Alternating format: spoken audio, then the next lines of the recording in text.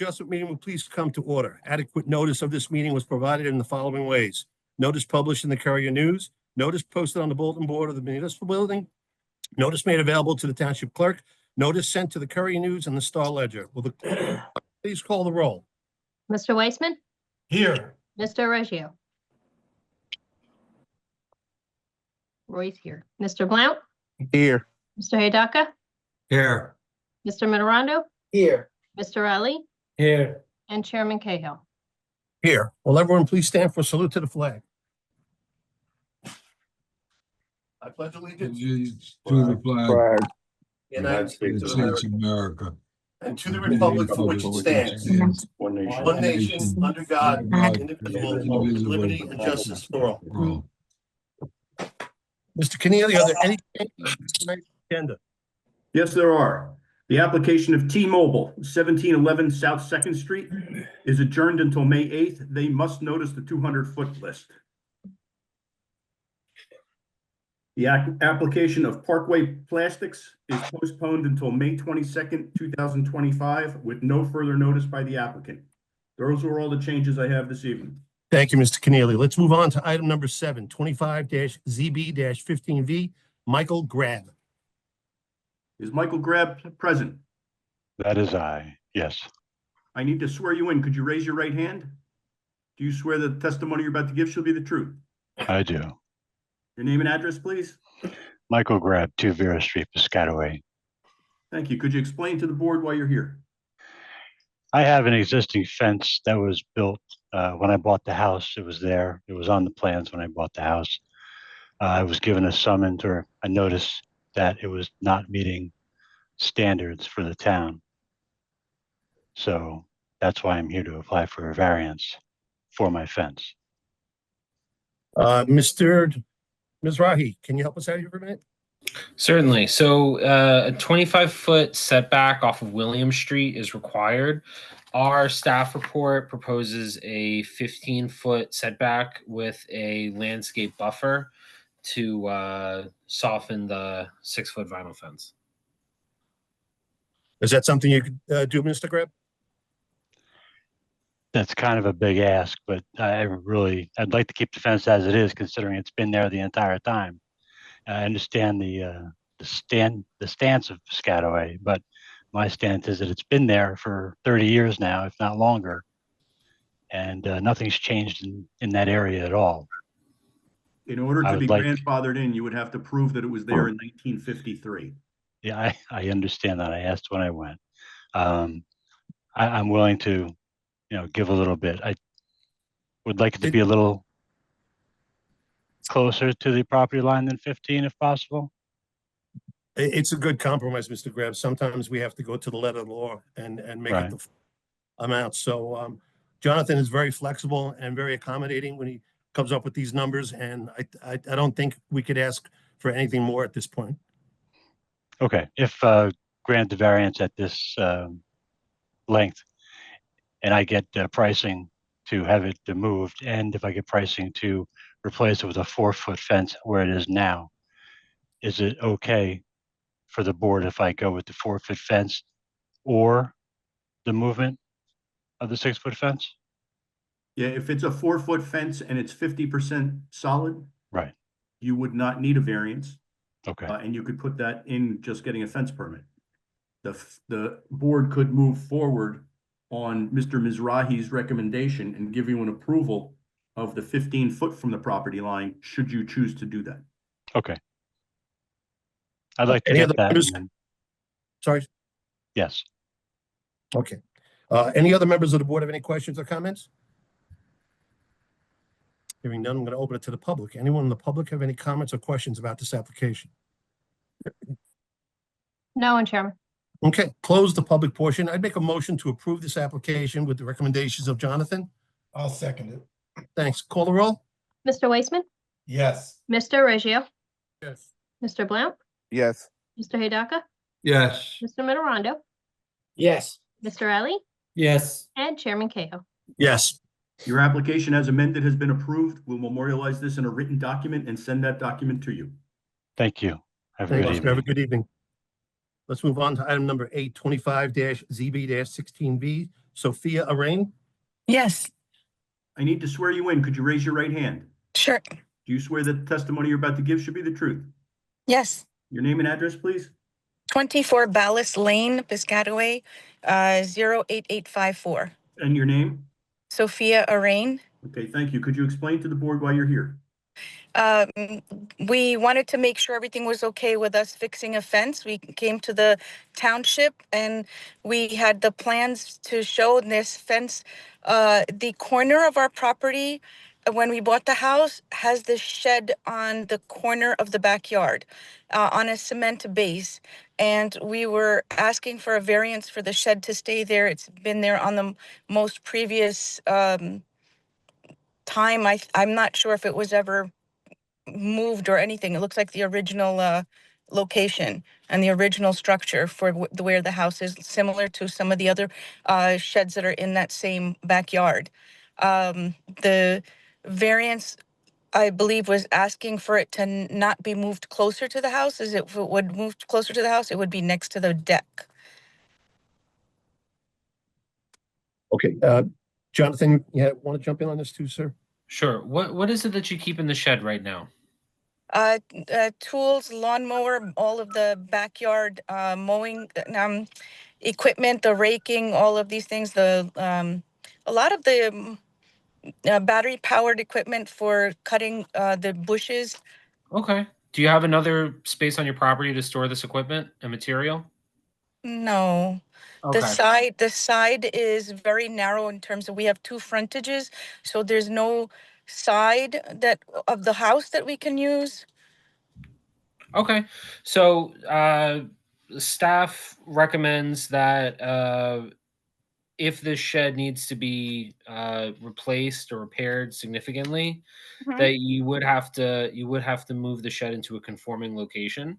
Okay. The same goes for the deck. If the deck has to be repaired or replaced substantially, that would have to be located in a conforming location. Okay. There's an overhang of the roof coming off the side of the shed. We'd like to see that removed as a condition of approval. Is Okay. that something you're agreeing to? Yes. Okay. And then once, if this application gets approved, you would need to go and seek out a permit for the shed. Okay. And that's all staff has for this application. Thank you, Jonathan. Thank you. You're okay with that, Mr. Rain? Yes. Okay. Any other members of the board have any questions or comments about this?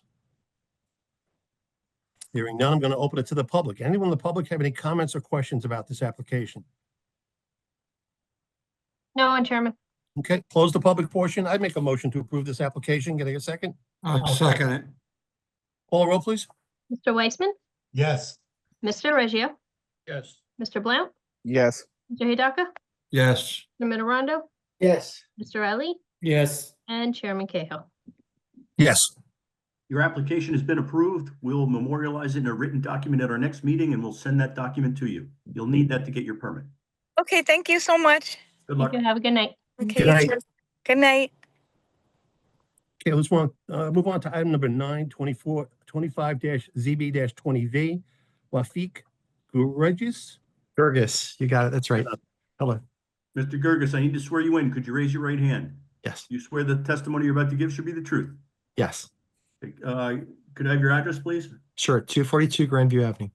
And please explain to the board why you're here. Sure. Would it be okay if I use an exhibit? Sure. Okay.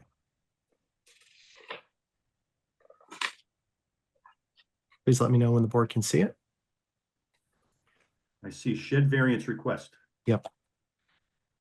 So essentially what I'm trying to do is get a larger shed. I am paying about $800 worth of storage each month, which has become financially burdensome to store materials that are frankly household materials, things that are from my mother's estate and a few other things.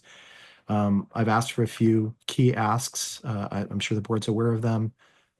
A setback variance on the front from the front to the back, as well as the side variance going down from 3 to 8 feet. The accessory structure is about 1.5 feet taller than I think the 18 feet, and increasing building coverage to 21%. And just to give essentially, the shed I have now is just it's full. It's got a lot of very heavy materials. And so being able to store has become more challenging. The garage at this point has become where we overflow, can't put the cars in there. So the desired sheds really get to two-story shed. There's a very competitive shed that's from a price perspective makes it attractive. I've considered increasing the footprint of the shed, length times width, versus a two-floor shed, but that would increase the building coverage significantly on my yard. I only have 0.26 of an acre. It would take it from 21% to probably about close to 25 or 26%, if not more, and reduce walkable space. To achieve the objective, the only idea is to go up and go, to the second story approach.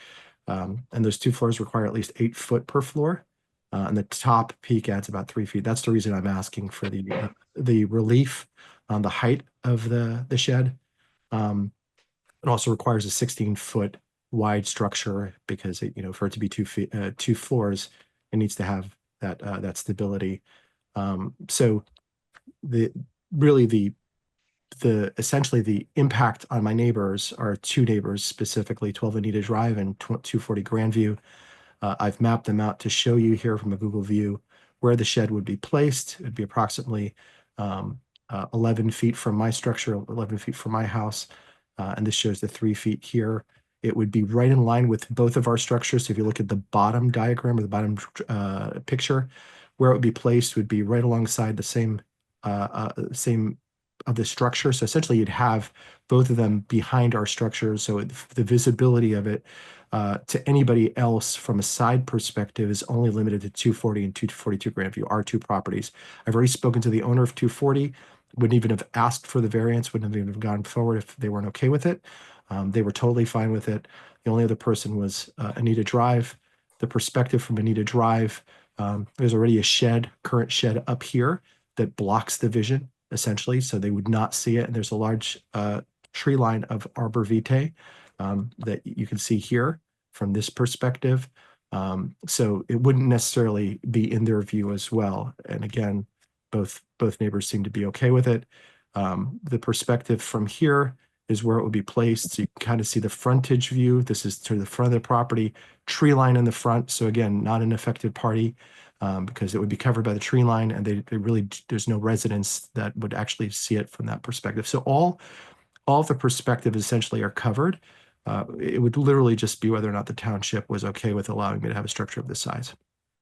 There's more rationale, happy to share more, but the reason for the variance, the relief on the 8 feet to 3 feet from the side property is so that it'd still be able to use the this distance here, the 11 feet, to be able to drive in, wood delivery, plan to do some other things in the future. It would require a vehicle to be able to get through there just temporarily for loading and unloading. I wouldn't be able to do that if we exacted the full 8 feet on the side variance. And I would not be able to hide the shed or accessory structure between the 2 structures so that they would sort of be within the house line if I were to go this full 60 feet of the setback from the front property line. So it's really meant to hide it by putting it between the 2 homes. That's essentially my point. That's what I'm trying to achieve. So hopefully the township will consider it. Okay. Jonathan, you want to jump in here, please? Sure. The trailer, the trailers that you have in the driveway right now that are being used for storage, is that the items that are being stored in there? Would that be safe to say that would be installed in the shed? So the trailer, one trailer is being sold. That second trailer, the larger one, is used as a toy trailer. So I use it to bring my 3-wheel motorcycle essentially to different places. So it's not used for storage right now. One of those is used for essentially, some things that I'm trying to get rid of, but that's not going to be something permanent. So it would not end up being placed inside the shed. The stuff in the garage would be placed in the shed. The stuff in storage in the 2 CubeSmart units that are costing me $800 a month, that would go into the shed. Understood. You mentioned on your application that the shed as shown on the exhibit, the top right corner of the property would be removed. Yeah. In the slideshow that you just showed us, and as you described it, the shed would remain. So No, it wouldn't. It would be removed. The idea is, I'm just saying that the obstruction of view, that's essentially the state now, the current state with the shed being there, already obstructs 12 Anita's view. So once it's removed, essentially what I'm saying is they're not disadvantaged in any way by the shed being there, because right now they're being disadvantaged by their view being obstructed by the current shed. The shed would be removed, but it would have a net effect, no negative net effect, I guess is my point from their view. thank you for clarifying. I do think this would have a negative effect on the view from the front. Even though you do have the solid fence, it's still going to be clearly visible from above. It's going to be impacting the character of the neighborhood. You're talking about bringing in firewood, using vehicles to bring in firewood. That implies a lot of firewood and other activities. A So quarter or two, yeah.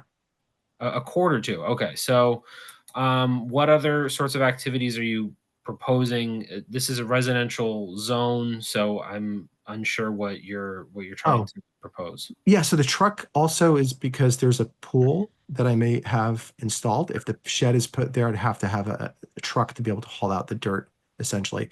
I don't expect trucks to be going in and out of there. The point there is just that I limit my ability to have service vehicles go in, say, to haul out dirt if we're digging out the pool, if we're dropping off firewood. I've got a bad back. Being able to drive it right to the back and being able to unload it right there is an easier thing. That's just the convenience of it. It's all I'm asking for. Okay, Mr. Gurgis, so you were granted prior approval in 2024 for the pool, but that's not yet been installed? Correct, not yet. There's an order of this that I'm trying to do. As soon as I get approval, both permits will be filed, and then essentially the foundation will be laid out by the same contractor that'll also do the concrete for the pool. I don't see a strong enough case for relief for the setbacks for a structure this size. Okay. I have to agree. This is a little bit more than a shed. When I see a shed, I'm thinking 10 by 12, something like that. This looks like a small barn. And it's the worst part is it would set a precedent for other residents to come in once this size of a structure is built. How am I supposed to tell the next person that comes to me, says, "Oh, we can't put it in your yard," when you already approved Mr. Gurgis? So yeah, Mr. Cahill understood. And this is a love it or list it situation. My wife and I are talking about whether we end up moving to Hunterdon County or not. And she said, just give this a try. If you can get what you want, then great. If you can't, then we go someplace else. I appreciate residents understand our situation. Yeah, totally. Okay. Any other members of the board have any questions or comments? Yes. Go ahead. I had a question. I just want to make sure I understood this, Mr. Gurgis. Yeah. The driving factor is actually financial because you're paying for storage. So this is you're looking for like a financial variance. It's partly financial, but it's also just the convenience of being able to keep things on site, specifically at my house. Tools like, for example, I was showing here, snowblower, there's power washers, and I probably shouldn't get into all the detail of the things that are in the shed, given this is recorded in public session. But there are things that, are pretty heavy that putting it in a shed is definitely more practical. There are tools that aren't pictured here that are sitting in the garage that are sizable, saws and miter saws and things like that. Yeah. Now you're allowed to have multiple sheds. You have to get permits. Yeah. If you kept the original shed and got a secondary shed? Yeah. Mr. Weissman, thank you so much for offering that, and definitely appreciate the suggestion. I think the challenge I've got is if I'm going to use, if you look at the property here for the pool where it's going to be, having a second shed would just mean I'd have no place to walk the dog, and that would create other challenges. I think my wife would have other challenges. So I appreciate the idea. It's just, we've considered what it would look like to increase the footprint of having something that would stay within that 1 floor range. And it just limits what we can do with the yard. We only have 0.26 of an acre. Any other members of the board have any questions? Hearing none, I'm going to open it to the public. Anyone, you can unshare your screen, Mr. Thank you. Curtis. Thank Appreciate you. We're going to open it to the public. Anyone in the public have any comments or questions about this application? You can show it by raising a hand. No one, Chairman. Okay, close the public portion. Mr. Gerges, it's a beautiful structure, don't get me wrong, but like I said, in good conscience, if I approve this, I have to approve any other application that comes down the pike in a similar situation. I just think it's a great looking structure. It doesn't belong in Piscataway, or on the size of the property you have. I make a motion to deny this application. I'll second it. Thank you. Call the roll? Mr. Weissman, Yes. Mr. Reggio, Yes. Mr. Blount, Yes. Mr. Hidaka, Yes. Mr. Mitterondo, Yes. Mr. Riley, Yes. and Chairman Cahill. Yes. I appreciate the board's consideration. Thank you, sir. Thank you. We'll send you a written document showing the board's vote. Thanks so much. Good luck, sir. Bye-bye. Let's move on to item number 10, 25-ZB-05V, Gindo JL Auto Repair. Good afternoon, Board Chair, members of the board. My name is David Prasad, licensed attorney in the state of New Jersey from Bob Smith and Associates. Here tonight representing Gindo JL Auto Repair. The property is located at 1300 West 7th Street, designated as Block 124, Lot 3.01 in the GB zone. If you notice, there's three of us on camera right now. Mr. Lascano here is the applicant and the owner of Gindo Auto Repair, and this is his very good family friend, Grace. She is going to be acting somewhat as a translator tonight. Mr. Lascano has some trouble with English, so Ms. Braganza, Grace Braganza here will be translating. So as I mentioned, the property is located at 1300 West 7th Street, Block 124, Lot 3.01 in the GB zone. The site is a corner lot on the corner of West 7th and Clinton Avenue. There's approximately 112 feet of frontage along West 7th Street and approximately 60 feet of frontage along Clinton. This site is somewhat of a unique site. It was originally a service garage that contained an automotive service station and a gas station, and that began around 1947. Since then, at some point in the past, gas pumps were removed, but the automotive service remained, the garage remained. Continuing today, the service garage is still on site, and the building consists of 3 service bays and a small customer reception area. The entire site is developed with the service garage and asphalt all the way to the sidewalk.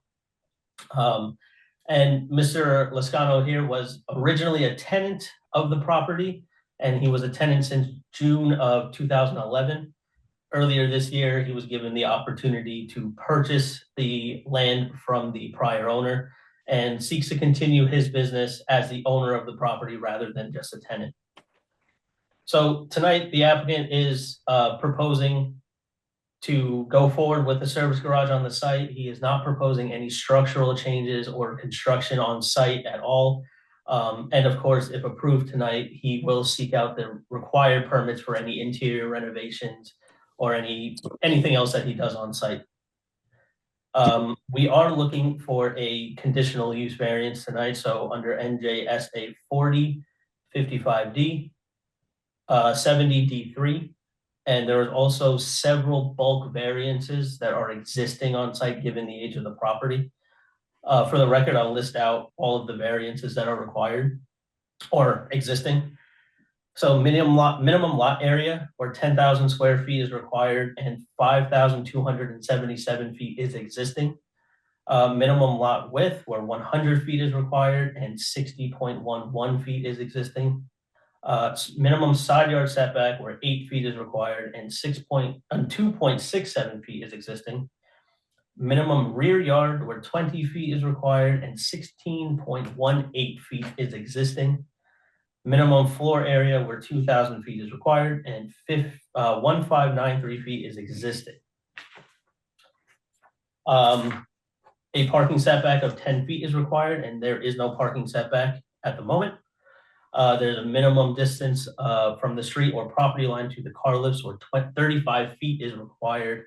and 26.97 feet is existing. Maximum driveway width where 30 feet is required and 35.92 feet is existing.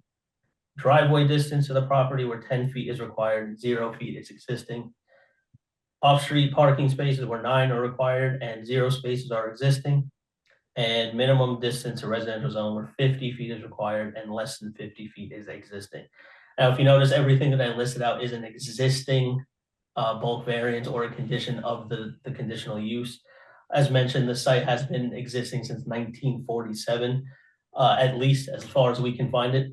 So Mr. Lascano is just asking if we can continue the use on the property. So tonight I have 2 witnesses. I have Mr. Jose Lascano over here to my right and his friend, Ms. Grace Berganza, to my left. She will be acting as a translator and he is the applicant for tonight. And I also have our planner, Mr. Higgins or Allison Coffin from James Higgins Associates. For the record, we have the planning report, the John T. Chadwick report dated March 27th, 2025. And we also have the Piscataway staff report dated February 19th, 2025. And actually, we got one this morning from April 22nd, 2025, which is the one we'll be referring to. If the board has no questions of me, I'd like to call my first witness, Mr. Lascano and Ms. Berganza. Yeah, please proceed. Okay, I'll need to swear both of them in. Sure. If you guys can raise your right hand. Do you swear that the testimony you're about to give or about to translate shall be the truth? Yes, sir. Okay, now could you translate that for Mr. Lascano? Yes. Can you translate my question, swearing him in to Mr. Lascano? Yes, correct. No, can you say it to host so he can respond? Okay. Do you swear that the testimony you give will be? Que si usted va a testiguar en este día. Yeah, sí. He said yes. Thank you. Okay. Yes. So, like I said, I will be asking the questions in English to Ms. Berganza. She will be, we practiced this a few times. We have the answers from Mr. Lascano himself. So if it's okay with the board, she will give the answers that Mr. Lascano has already said, or if you want, she can ask him in Spanish and then he'll give it to her in English and then we'll say it again in English. We can do it the way you suggest, and at the end, we'll just ask Mr. Lascano if he agrees with everything she said. Absolutely. So you don't have to translate, just as we discussed earlier, just the answers that we already went over. Okay. Okay. So, Mr. Lascano, what is your relationship to JL Auto Repair? ¿Cuál es su relación con Jindo Auto Repair? Oh, soy el dueño del taller ahorita. No.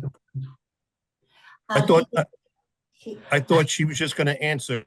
Yeah, Oh, first you can just answer. oh. Right, you don't have to translate I don't have to translate. Okay. questions. So, Otherwise, we'll be here till 2 a.m. Yes, agreed. okay. So he's the owner and principal of the company Jindo Repair. Okay. So what is the reason for the application here tonight? Okay.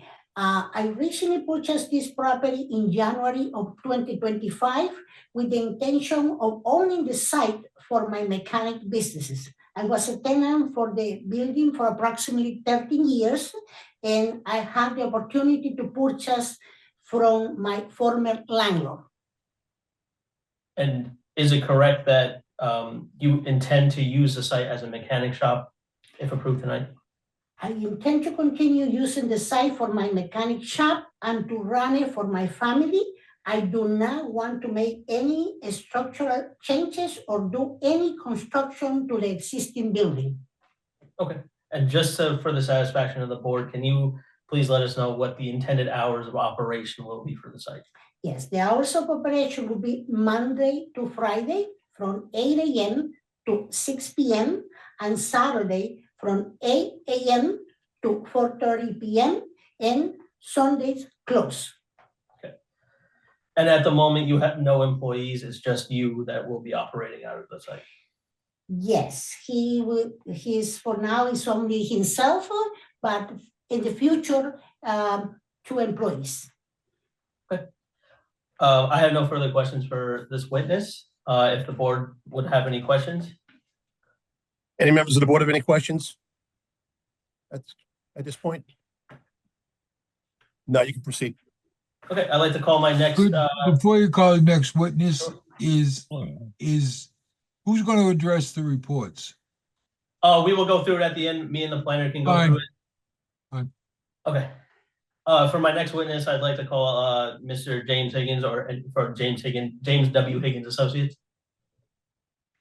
Hi, my Oh, name's Allison's Allison, here, and sorry. I'll be playing the role of Jim Higgins tonight. Okay, Ms. Allison Kaufman, is could you here. raise your right hand? Do you swear the testimony you're about to give should be the truth? Yes, I do. Okay, your name and address, please. Allison Coffin, it's spelled Coffin. We're at 14 Tilton Drive in Ocean Township, New Jersey. I'm a licensed professional planner in the state of New Jersey. I'm certified by the American Institute of Certified Planners. And you've appeared Certified here before a few this board times. previously. Yes, All right, Ms. Coffin, is it true that Mr. Lascano here has retained you for the services of planning testimony tonight? yes. Okay, and I will not get in your way. If you can please explain to the board the variances that we're seeking and the justifications. Sure. The applicant is requesting bulk and conditional use variances to continue to use the site for a service garage. The site is a 5,277 square foot corner lot at the corner of Clinton and West 7th Street. It's occupied by the service station garage and has been occupied by such since 1947. Another service station designation, which involved both the sale of gasoline and auto repair services, had been abandoned, but the use has continued to operate as a public garage, just the service aspect only, including the sales of automobile supplies, automotive repairs, subsequent to the removal of those gasoline sales. The use is in the GB zone, and the ordinance permits service stations and public garages as conditional uses in this zone. The site, as it currently exists, does not meet several of the conditions, so they're requesting variance relief for those.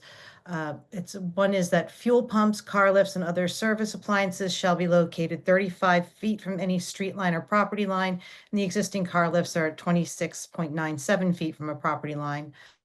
The next is that driveways shall cross the sidewalk at right angles and shall not be more than 30 feet in width. Driveways must be at least 10 feet from the property line and 20 feet from the intersection of street lines. And the driveway as it currently exists is 35 feet wide and is 0 feet from a property line.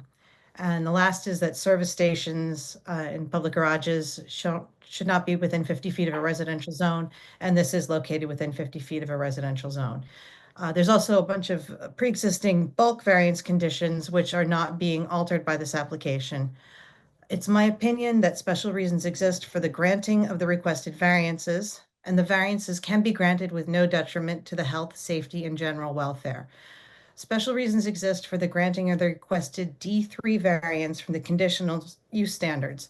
The New Jersey Supreme Court, in the case of Coventry Square versus the Westwood Zoning Board of Adjustment, held that the standard of proof of special reasons to support a variance from one or more conditions imposed on a conditional use should be relevant to the nature of the deviation from the ordinance. In essence, the Supreme Court stated that conditional uses are those which are permitted to a zone subject to the imposition of certain specific conditions. So boards should analyze the nature of the condition, the extent of the variance, and make a determination regarding the grant of the variance based on whether or not the site remains appropriate for the use despite the deviation from the ordinance.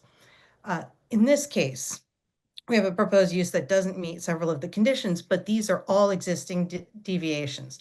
The site has been developed as and used as a service station or a garage for nearly 77 years. While the previous removal of the gasoline pumps resulted in the elimination of the service station designation, the site does continue to be a public garage as currently defined by the ordinance. Consequently, while the abandonment of gasoline sales may have changed the service station designation of the use, the existing repair shop use has not been changed, and it is this use for which the existing structure was built and is most suited.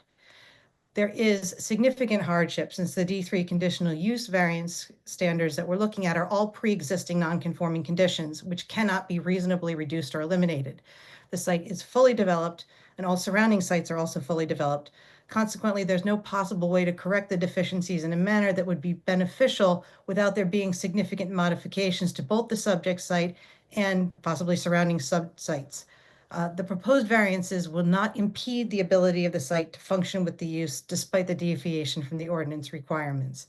Here, the granting of the variances would not change any of the existing conditions on the site, and so there'll be no significant negative impact, and the use as it currently exists is limited to the sales of lubricating substances, accessories, and the repair of motor vehicles.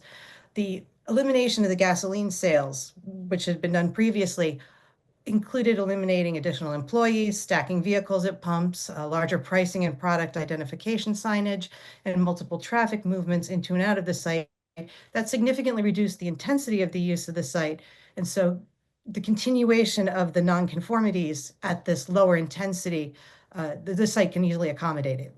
As the site can accommodate the intent of the conditional use standards designed to manage the potential impacts that would be associated with the use, despite the deviations, it's my opinion that the positive criteria have been met.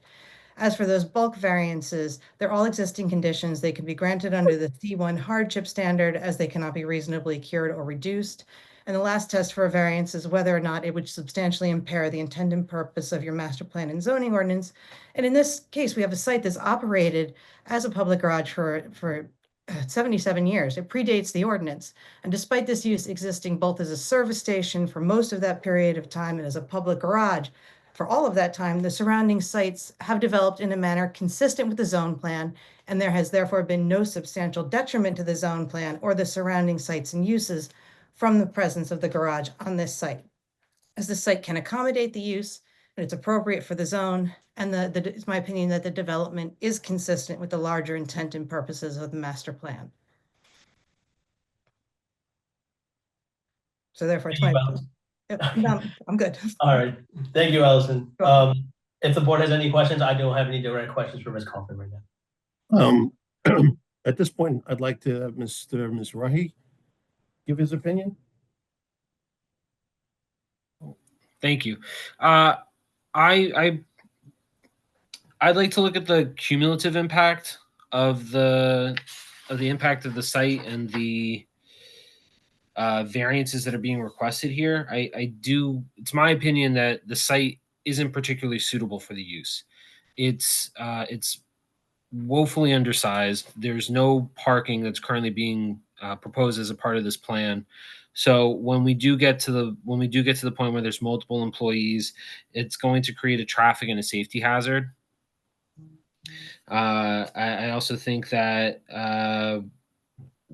the site just cannot accommodate the use. It's there's a number of physical improvements that would have to be undertaken, and it would not serve a benefit to the public use. It would be a detriment to the surrounding uses, the neighboring residential uses. If I can respond to Mr. Mizrahi. Yes, please. So the site has been operating as a commercial use, a service garage for over 77 years. As far as we know, there have been no incidents on the site. Understandably, we do know that there's two entrances to the site, and there's where they park the vehicles that they want to work on, or that customers will go and drop off their vehicles. This is not a place where people come in. As we said, the gas station has been removed. So it's not a place where cars are consistently coming in and out of the site. It's a place where a customer will come, have an appointment, meet up, ask for services, and the staff will or Mr. Lascano at the moment, will park the car on the site in a reasonable way. To address one of the concerns that was on the staff reports is that there's two entrances. Mr. Lascano is perfectly accepting of removing that entrance on Clinton Avenue, adding the curb and sidewalk. And that way that will limit the amount of possible entrances onto the site and have a clear path and clear circulation plan that will allow cars to be dropped off to be repaired. And as we stated, this has been there for 77 years. Mr. Lascano has been there for 13 years, and he just purchased the site with the idea of continuing his business with his family. So understandably, it has not been a detriment to the neighborhood, and it provides a service to all that are around it. My response to that would be the negative impacts might have been tolerated, but not necessarily accepted. And just because it's been in use for 77 years doesn't override the standards of today. Understood. But as we said, it actually was operating as a mechanic shop, even up until Mr. Lascano purchased the property. And he believes that, you know, this is a place where he's run his business for quite some time. As an independent, small-time business owner, now as a property owner in the town, I believe this gives him a great opportunity to provide better services to the township.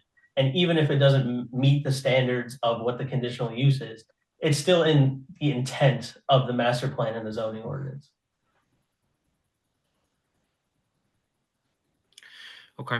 John, do you have anything you want to add?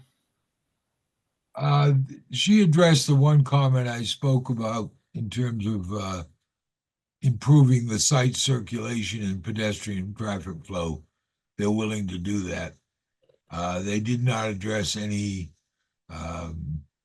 landscaping, very limited opportunities, but I think there's some spots that can be landscaped to improve the overall appearance.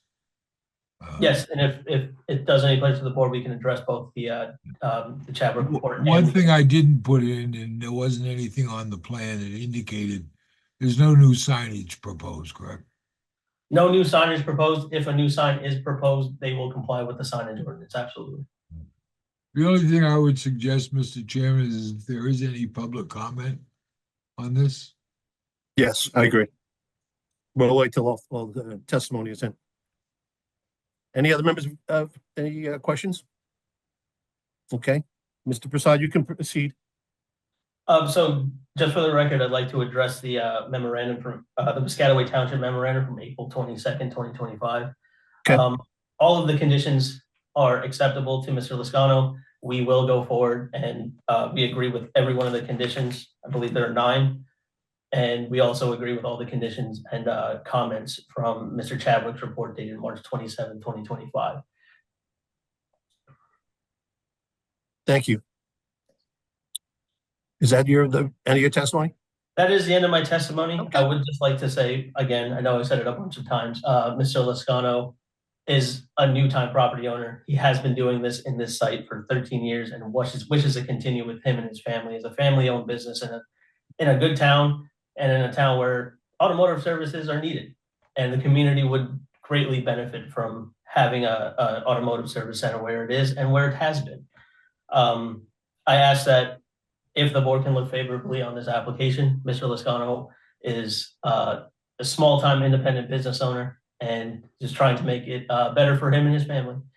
And if it is the board's inclination to not approve this application, or if there's any hesitance at all, please, we would adjourn. We'll carry it to the next meeting. We would work out anything that needs to be worked out with the township before going forward. Let me see what the residents have to say before we go ahead and do that. No other members of the board have any comments or questions. I'm going to open it to the public. Anyone in the public have any comments or questions about this application? You can either raise your hand or unmute yourselves. No one, Chairman. Okay, close the public portion. I'm of a mind to do exactly what you said, Mr. Prasad. At this point, having heard the testimony of my experts here in the township, I was leaning towards denying, but at this point, if there's some way that the two of you can either find common ground or make some adjustments, I think that would be the best move at this point. I say we do move it to another meeting. Understood. We'll accept that from the board, absolutely. Okay. So Laura, what would we be looking at? May 22nd? May 22nd, yes. Is that acceptable, Mr. Prasad? Yes. Okay. So anybody here in this application, it's going to be continued to May 22nd, 2025 with no further notice by the applicant. The only notice you're receiving is my announcement here tonight. Thank you, guys. Thank you, members of the board. Have a great night. See you in a couple of weeks. Let's move on to item number 12, which is 25-ZB-14V, Norma Pena. Yes, good evening, Mr. Chairman and members of the board and board consultants. Erica Edwards, land use and zoning lawyer here in New Jersey, appearing on behalf of the applicant Norma Pena. We have 2 expert witnesses this evening, our architect, Maria Nevedo, who is on the screen right now, and our planning consultant, Mark Remsa, who is also online, and the applicant herself, is here as necessary. If you will allow me, we'll let you have you swear our experts in, and then I can qualify them and we can get underway. Okay, we have Mr. Remsa and who else? Mr. Nevado? Mr. Nevado. Are you both present? Yes, they are. Yes. I hear one. Yes, here. Okay. Could you each raise your right hand? Do you swear that the testimony you're about to give shall be the truth? I do. Yeah. Okay, one at a time, your name and address, please. Mario Navedo, Navedo, 1208 Lansdowne Terrace, Plainfield. Thank you. Mark A. Remsa. Address is 10 Dewberry Court, Mount Laurel, New Jersey. Thank you. Very You're good. welcome. We'll start with Mr. Nevado. Mr. Nevado, will you provide your educational and professional credentials for the board, please? Good evening. I am a licensed architect in the state of New Jersey. I had my license since 2018, and it's in good standing. Okay, Mr. Nevado, have you testified before this board before? Yes, I have. Okay, and you've testified at before other land use boards in Middlesex and surrounding counties? Yes. Okay, we offer Mr. Nevado as an expert in the field of architecture. Please proceed. Okay, very good. Mr. Nevado, have you, I understand, or isn't it true that you have been to the subject property 8 to 10 Church Street to examine it? Yes, I have. Okay. And isn't it true that we have your plot plan here as a submission to the board? Is it your desire to mark this, Mr. Keneally? No, if it's part of the submission package, it's already part of the record. Okay, very good. So Mr. Nevado, this is the plan. Your plan was submitted, the as-built of 8 to 10 Church Street, correct? Correct. Okay. And will you please describe for the board when you did examine the structure in preparation for preparing this as-built, what did you find when you toured the structure? So I basically find that this structure is composed of a two-family duplex unit. Is roughly 2,845 square feet unit, and the two units are basically a mirror image of each other, where you have an enclosed porch at the front, living room, dining room, kitchen, towards the back of the property. And then on the second level, you have 3 bedrooms and 1 bathroom. Okay, and is it your professional opinion that when this structure was built, well, first of all, do you know when it was built? It is 1928. Okay. Is it your professional opinion that when this structure was built in 1928, based on the way it's constructed, that it was in fact constructed as a two-family structure at that time? Yes, it is my professional opinion that the structure, its layout, was built for a two-family configuration. They have separate entrances, separate utilities, meters. Yeah. Okay, very good. That's all the direct I have of our architect. Any other members of the board have any questions or comments? Hearing none, you can proceed, ma'am. Okay, very good. Thank you. We'll move on to Mr. Remsa. Mr. Remsa, would you provide your educational and professional credentials for the board, please? Mr. Remsa, you're muted. I'm sorry. Am I There you go. now? Yes. We can hear you fine. Okay. Good evening, Mr. Chairman and board members. I've been in the field of planning for over 45 years. In the state of New Jersey, I'm licensed as a professional planner and landscape architect. Both licenses are in good standing. I have a Master of City and Regional Planning. I have a Master of Business Administration with a concentration in finance. And I also have a Bachelor of Science in Environmental Planning and Design. I have appeared before numerous planning boards and zoning boards throughout the state of New Jersey, including this one, And I also currently serve as a municipal planner for several municipalities. And I've also appeared before New Jersey Superior Court and have been qualified as a. Your credentials are fine, sir. Let's proceed. Okay, very Thank good. Thank you, Mr. Remso. Please proceed. Yeah, so I visited the site. I observed similar things that Mario has. And the property is located on Church Street, 10 Church Street. The block and lot numbers, block is 1005, lot 24. The lot is a little over 9,000 square feet, has a driveway, a very long driveway for multiple cars and parking, and a garage in the back. It's in the R 7.5 residential zoning district.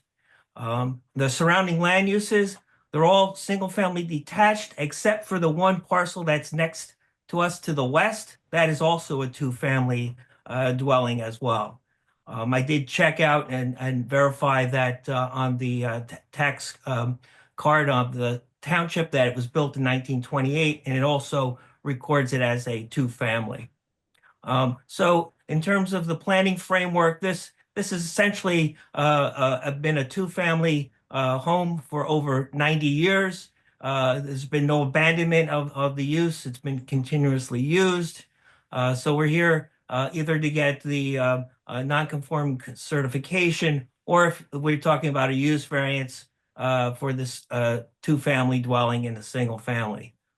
In terms of promoting the municipal land use law, in terms of the positive criteria, I find several purposes are advanced by this application. NJSA 40:55D-2G to provide sufficient space for appropriate locations for a variety of uses, in this case, residential. In this case, it's been a two-family for almost a century and has been fitting into the surrounding area. Also, to promote a desirable visual environment. If you do see the property, it has been upgraded. The house is in excellent condition, and so is the property. J, to prevent urban sprawl.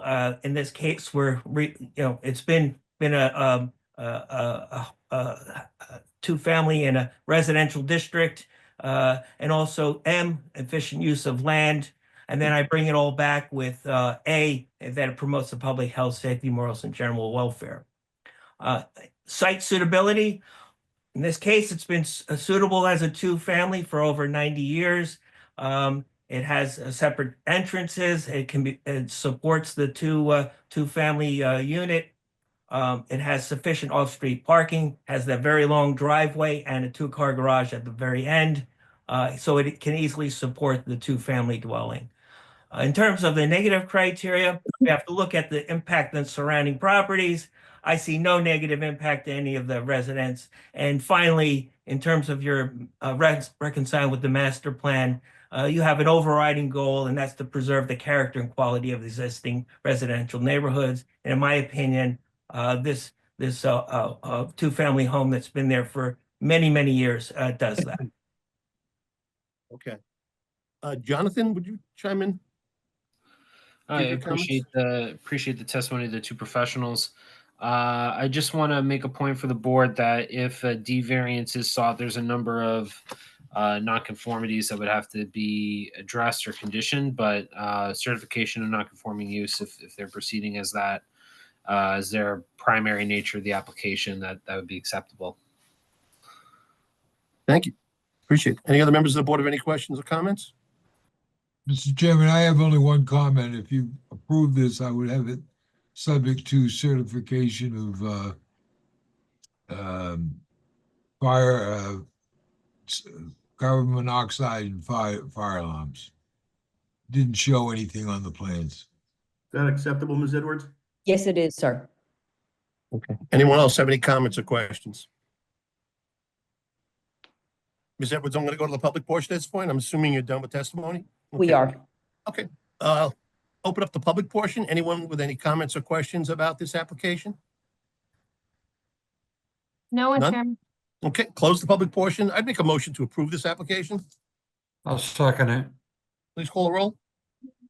Mr. Weissman, Yes. Mr. Reggio, Yes. Mr. Blount, Yes. Mr. Hidaka, Yes. Mr. Mitterondo, Yes. Mr. Ali, Yes. and Chairman Cahill. Yes. You've been granted your certificate of non-conforming use. We will memorialize it at our next meeting and send that document to you. Good luck. Thank you, Thank you Mr. very Chairman much. and board members. Good evening. Thank you. Have a Thank good you. evening. Let's move on to a item good number night. 13, 25-ZB-17/18V. Kristen Loria. Good evening, members of the board, board professionals. My name is Tim Arch. I'm an attorney licensed in the state of New Jersey. I'm here representing 285 Stelton Road. Applicant is Kristen Loria. She is the owner and proprietor of John and Jones Road Stand.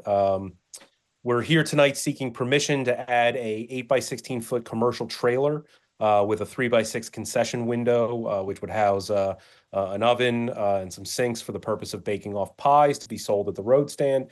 Also to serve as a point of sale for coffee and refreshments for patrons who are visiting the road stand. We were in front of you not too many years ago and were granted a use variance to continue the farm use on site. This is a technical intensification of the previous granted use variance. Really, to state it plainly, the question for the board is whether the addition of this amenity would in any way be detrimental such that it would negatively impact the prior approval. The trailer, as you'll hear, is it's movable. The eventual goal is to be able to take it off-site to events. But while it's on-site, we've made sure that it's going to be sitting in a position or in a place on the property that respects all of the setbacks for accessory structures. So there's no bulk variance relief needed for any of that. The only variance that we're seeking is for the inclusion of a sign or a logo that's going to be on the outside of the trailer. We've provided a mock-up with our application to indicate what it would look like. It's relatively modest. It's not going to be the maximum. It would be 16 square feet in total size. We haven't decided whether that's going to be a mountable sign or a decal on the side of the trailer, but in either way, that's what we are requesting. There are two reports that we'll address tonight. One is Mr. Chadwick's report, which is dated April 16th, 2025. The other is the tri-party staff report, which is dated April 10th, 2025. I only have one witness tonight. That's Kristen Loria, again, the owner and proprietor of John and Jones. I think we can address all the comments and the reports through her testimony. With that, Sure. Proceed, please. If we can have Miss Kristen Loria, please unmute and be sworn in, please. Ms. Loria, can you hear me? I can, yes. Okay, could you raise your right hand? Do you swear that the testimony you're about to give should be the truth? I do, yes. Your name and address, please. Kristen Loria, 8 Ruth Place, Piscataway, New Jersey. Thank you. So Kristen, number one, is everything that I've said so far accurate? It is, yes. Okay. So briefly tell the board why it is that you want to add this amenity to the road stand. Well, I've had many customers ask through the years for fresh pies, and they've also asked for coffee and things like that. And we see it at a lot of other farm stands and ones that I've visited, obviously a little bit outside of here because there's really nothing like us around. And I just wanted to be able to offer those things as well to our customers. So this was a great way to offer the ability to bake off pies and things like that to sell in the road stand, and also to have, with the concession window, sell coffee and maybe some single apple cider donuts, things like that as well, to our customers as they're browsing, the road stand.